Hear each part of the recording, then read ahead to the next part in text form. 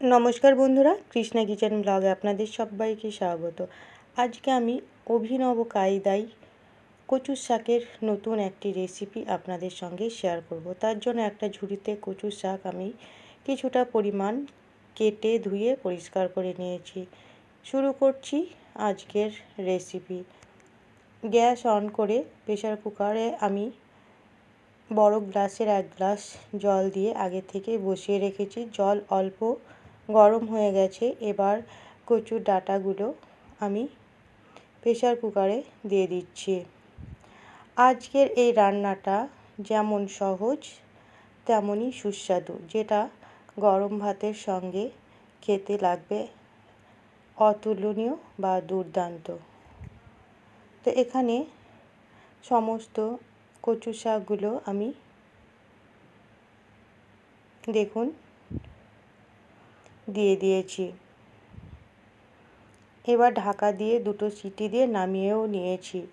দেখুন খুব সুন্দর গলে গেছে। জল ঝরিয়ে নিয়েছি। গ্যাসে আমি কড়াইয়ে তেল দিয়ে দিয়েছি পরিমাণ মতো আগের থেকেই। দিয়ে দিলাম ইলিশ মাছের একটা মাথাটা এখানে ভালো করে একটু উল্টে পাল্টে ভেজে নেব। মাছের মাথাটা ভাজা হয়ে গেছে।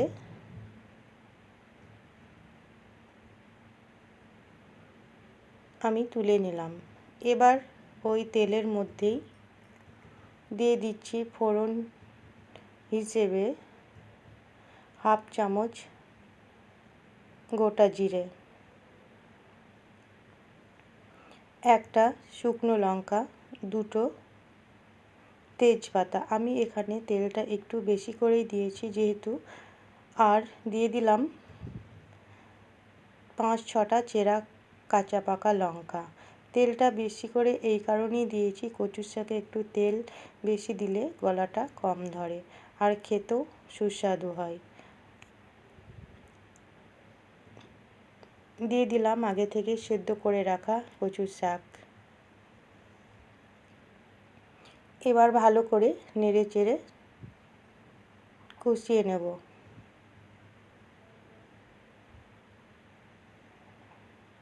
একটু নেড়ে চেড়ে কষানোর পর দিয়ে দিয়েছি সামান্য আদা, স্বাদ মতো লবণ, 1/2 চামচ হলুদ গুঁড়ো, 1/2 চামচ কাশ্মীরি লঙ্কার গুঁড়ো, 1/2 চামচ ধনে গুঁড়ো আর 1/2 চামচের একটু কম জিরে গুঁড়ো। সমস্ত গুঁড়ো মশলা দেওয়ার পর কচুর শাকের সঙ্গে ভালো করে আরও 3-4 মিনিট মতো নেড়ে কষিয়ে নেব। কচুর শাকের যে অতিরিক্ত জলটা আছে সেটাকে শুকিয়ে নিতে হবে, তাহলে রান্নাটা খেতে খুবই ভালো হবে আর গলাটাও ধরবে না যদি এইভাবে রান্না করা হয়। তো দেখুন আমি কচুর শাকটা ভালো করে কষিয়ে নিয়েছি। যে বাড়তি জলটা ছিল সেটা কিন্তু আর নেই, দেখে বুঝতে পারছেন। দিয়ে দিলাম ভেজে রাখা মাছের মাথা। মাছটা অবশ্য খুব বড় নয়, ছোট সাইজেরই।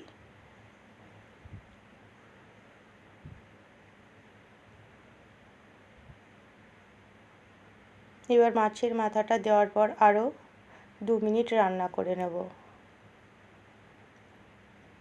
দিয়ে দিচ্ছি ছোট চামচের 1/2 চামচ গুড়। মিষ্টি একটু কচুর শাকে দিলে ভালোই লাগে, না হলে কিন্তু ভালো লাগে না। যারা পছন্দ করেন না তারা স্কিপ করতে পারেন। তৈরি হয়ে গেল কচুর শাকের দুর্দান্ত রেসিপি অভিনব কায়দায়। নামিয়ে সার্ভ করে দিয়েছি। সম্পূর্ণ রেসিপিটি দেখার জন্য অসংখ্য ধন্যবাদ। আবারও চলে আসব নতুন কোনো রেসিপি নিয়ে। ভালো থাকবেন, সুস্থ থাকবেন।